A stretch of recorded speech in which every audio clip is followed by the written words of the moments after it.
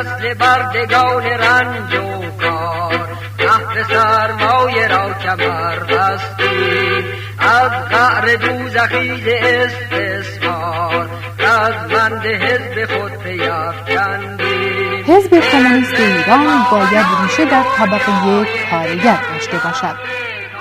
اندیشمندان از قول مارکس و انگلز نوشته‌اند که تحول کارگران از طبقه در خود به طبقه برای خود بدون شکل دادن به حزب سیاسی امکان پذیر نیست.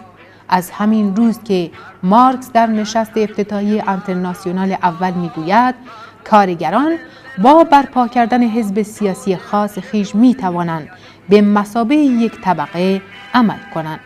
رهبران پرولتاریای جهان استدلال کردند که طبقه کارگر نمیتواند به مثابه یک طبقه عمل کند مگر اینکه خود را به طور مجزا و در مقابل احزاب قدیمی طبقات دارا در یک حزب سیاسی متشکل سازد.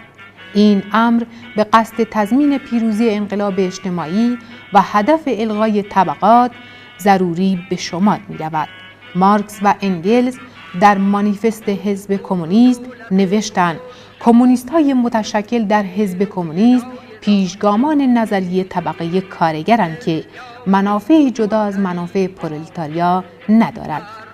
این کمونیست‌ها باید پیشروترین و مصممترین بخش متشکل جامعه کارگر، یعنی بخشی که در هر کشوری دیگران را به پیش سوق می‌دهند باشند و همینگام در عرصه نظری بر توده پرولتاریا از این امتیاز برخوردار گردند تا تصور روشنی از شرایط، مسیر و نتایج عمومی حرکت پرولتاریایی به دست آورند.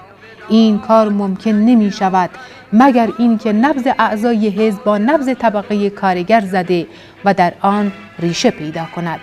حزب کمونیست ایران که روز جمعه 11 شهریور ماه 39مین سال روز تأسیس آن است، بایستی در عمل و نظر با توجه به استدلال‌های پایه‌گذاران سوسیالیسم علمی خود را بروز سازد.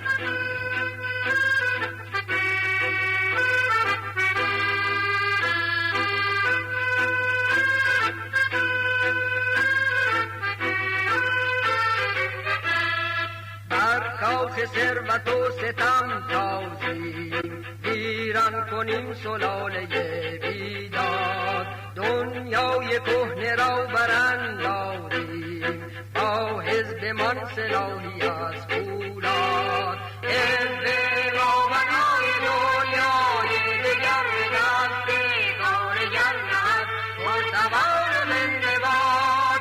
حزب ما به سر رساند رزم کارگر، پرتوان و زنده باد.